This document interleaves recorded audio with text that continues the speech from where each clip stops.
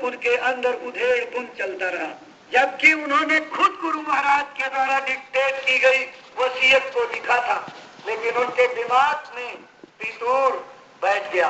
एक दिन उनको सपना होता है, अरे आप डेरे आना जाना बंद कर दिए।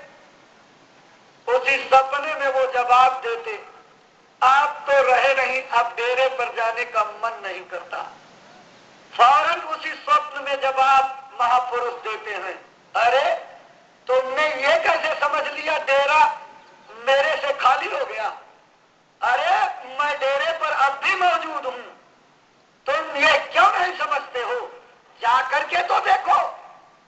जब वो पहुंचे और डेरे पर प्रणाम करते हैं, उस समय चरण सिंह गद्दी पर विराजमान थे। जब डेरे पर प्रणाम करते हैं तो लगता है उन्हें कि गुरु महाराज विराजमान हैं, और जब प्रणाम करने के बाद आंखें खोलते हैं तो सामने चरण सिंह विराजमान रहते हैं। उन्हें गुरु महाराज के संकेत का आभास हो जाता है। यद्यपि महापुरुष कोई चमत्कार, कोई भी इस तरह का काम नहीं करते जिससे उनकी महिमा को लोग जाने। वो परमार्थ के बादशाह हुआ करते हैं, लेकिन कभी कभी मौज में आकर के जब अपना परिचय खुद मौज से देते हैं, तब थोड़ी थोड़ी लोगों को जानकारी होती है। अभी महाराज जी के परिचय के बारे में लोगों को नहीं पता, लेकिन उन प्रेमियों को पता जो घट के दरवाजे को तोड़ करके और अंदर का सफर कर रहे हैं। उन्हें बखूबी मालूम है, जब उनसे मेरी मुलाकात होती है तो मुझसे जिन शब्दों में कहते हैं वो शब्द बयान करने के काबिल नहीं, इसलिए कि अभी आप कच्चे हो।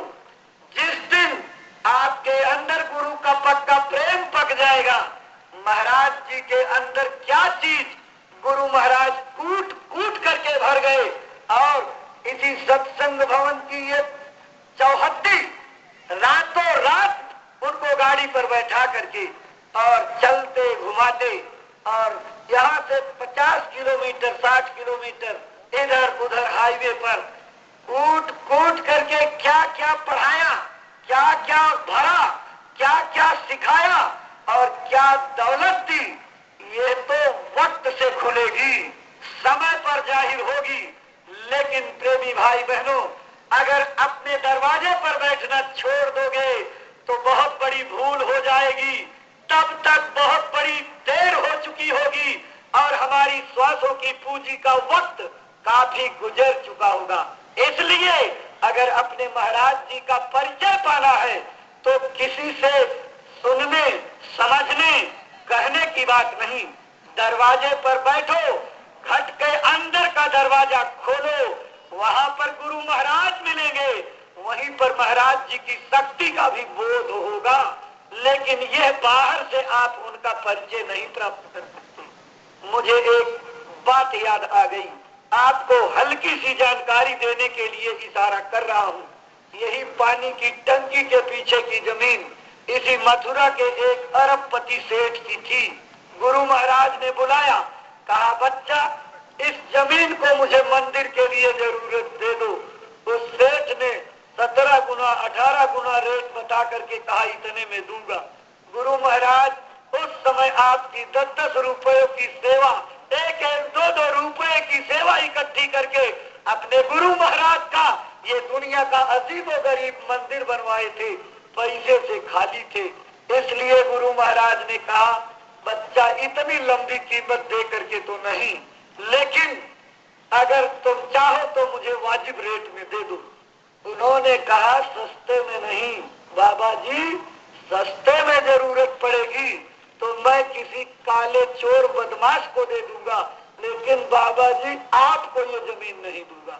स्वामी जी अपनी मौज में रो में आ गए और स्वामी जी ने कहा अच्छा बच्चा तो मेरी बात भी सुन लो, ये जमीन चाहे तुम जिसको दोगे लेकिन लौट करके मेरे ही पास आएगी। आप शब्दों को याद कीजिएगा, ये जमीन चाहे जिसको दोगे लेकिन लौट करके मेरे पास आएगी। और समय की गति, काल का व्याघात, अपने गुरु महाराज महाराज का वक्त आ गया और हम करोड़ों प्रेमियों को बीच मझधार में और एक सहारा देकर के गुरु महाराज निधाम चले गए। उसके बाद उस सेठ की परिस्थिति बिगड़ी, कारण बना, दौड़ करके अपनी भूल को एहसास किया, मंदिर और समाधि पर प्रणाम करने आने लगा। एक दिन अंतः प्रेरणा हो गई, चलो महाराज जी से मिलने। महाराज जी से मिलने गया, कहा महाराज जी ये जमीन हम आपको देना चाहते हैं। अपने महाराज जी ने सरल स्वभाव में कहा, मेरे गुरु महाराज तो ये जमीन आपसे पहले चाहते थे लेकिन आपने नहीं दिया। कोई बात नहीं, जरूरत तो गुरु महाराज की थी, संस्था को अब भी है, गुरु महाराज के मंदिर के लिए किए गए वाक्य अब भी अटल हैं, इसलिए चलो दे दो। और बात बन गई, जमीन दे दी गई।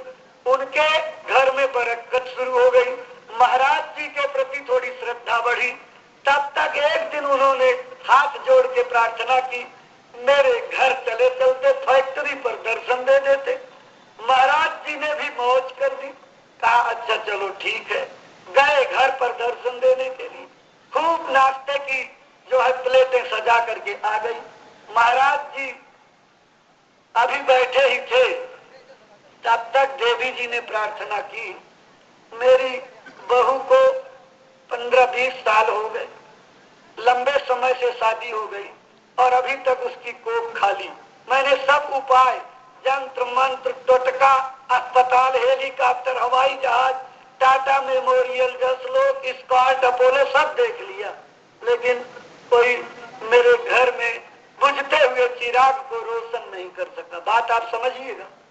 तब तक महाराज जी ने सिर नीचे किया, कुछ देर चुपचाप सिर नीचे किए रहे और थोड़ी देर के बाद झटका लगा और झटका लग करके उन्होंने एक केला उसी नाश्ते में से उठाया और कहा इसको अपनी बहू को खिला देना।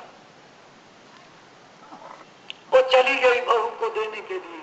तब तक सेठ जी ने प्रार्थना की, महाराज ये मेरा बड़ा वफादार जो है नौकर, इसकी भी कई साल शादी किए हो गया और इसके भी कोई औलाद नहीं, अगर कोई दया मौज हो जाए।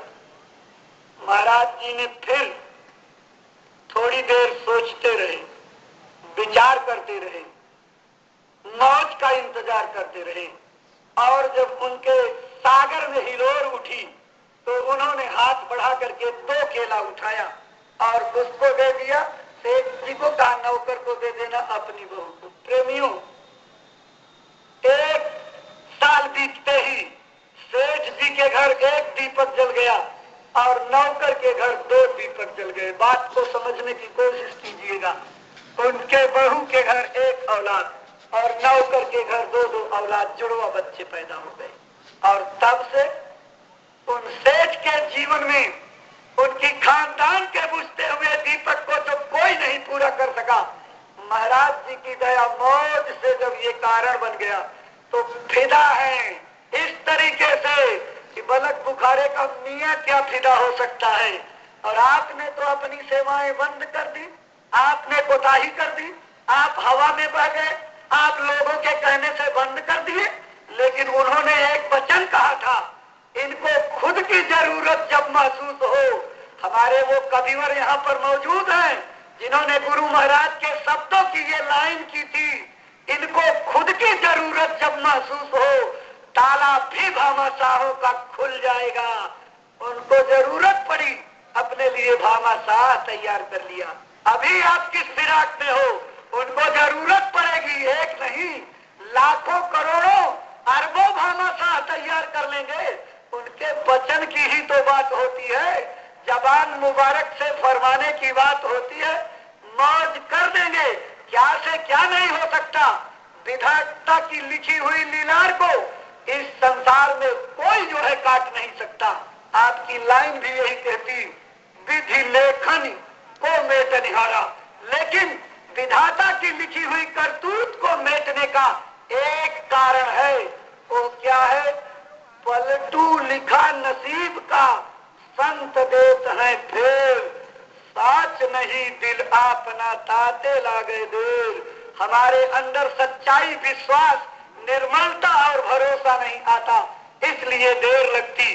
बाकी महापुरुष अपने वचनों का असर ऐसा डालते हैं कि कर्म की रेख पर मेघ मार दिया करते हैं।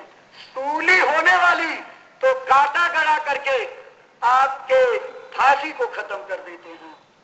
तमाम लोगों का इतिहास इसी संगत में है और इसमें से कई लोग बैठे हुए हैं जिनके जीवन में फांसी की सजा हो गई थी।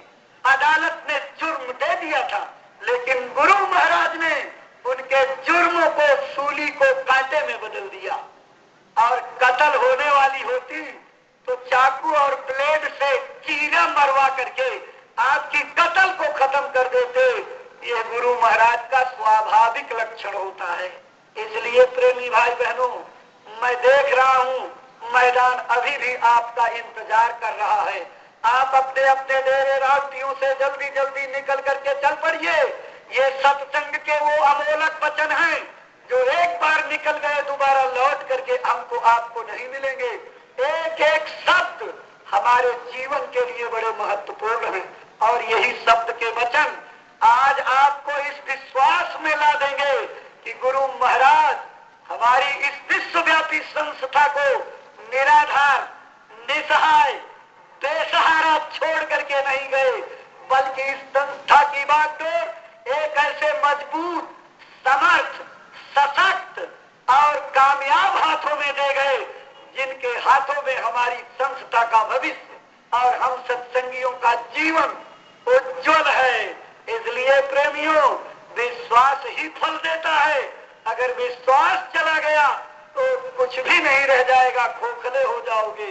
इसलिए गुरु महाराज का विश्वास करना, महापुरुषों का पहचानना कोई हंसी खेल होती है। उन्होंने सत्संग में सुनाते सुनाते कहा, यही वो मंदिर है जिस मंदिर के प्रांगण में आगे की तरफ मंच बना था। 8, 9 और 10 3 दिन का होली का कार्यक्रम था। उस दिन 9 मार्च को सारे प्लेनेट लीनियर अरेंजमेंट में यानी एक लाइन में आने जा रहे थे। सारे दुनिया के वैज्ञानिक ये समझ रहे थे कि ये धरती अनंत दिशा की ओर पलायन कर जाएगी, किसी के पास कोई उत्तर नहीं था। गुरु महाराज ने देखो महात्मा कारण बना करके कैसे उस चीज को काट देते हैं। उस दिन मंच पर 10 शादियां रजिस्टर्ड हुई थी। 9 जोड़े आकर के बैठ गए थे। स्वामी जी के आने के बाद 10वां जोड़ा आया। स्वामी जी ने कहा, तुम देर कर दिए, आज तुम्हारी शादी नहीं होगी, चलो लौट जाओ, कल होगी। 9 शादियों की वो मिलन करा करके, 9 दाम्पत्य जीवन का बंधन करा करके 9 ग्रहों के लीनियर अरेंजमेंट को इस तरह काट दिया और मंच से कहा, वैज्ञानिकों को चिंता करने की जरूरत नहीं है। ये भारत देश में अवतारी शक्तियां आई हैं और शक्तियों के साथ शक्तियों का जत्था उतरा हुआ है। कोई भी अनहित का काम नहीं होगा। जितनी भविष्यवाणियां विश्व में की जाएंगी वो सबकी काट दी जाएगी। आप पढ़ते होंगे जीन डिक्सन की, चार्ल्स डार्विन की, एंडरसन की, ज्योतिष के जादूगर प्रोफेसर कीरो की, इन और मिस्र के पिरामिडों की, पिरामिड्स एंड इट्स फोरकास्टिंग, ये सारी भविष्यवाणियों को सब कट गई। और जिन लोगों ने किया, उसी दिन गुरु महाराज ने ये कहा था, महात्मा का पहचानना कोई हंसी खेल है। अरे महात्मा के पीछे बैठ जाओ और लटके रहो तो 24 साल लटके रहो। दिमाग में क्या है नहीं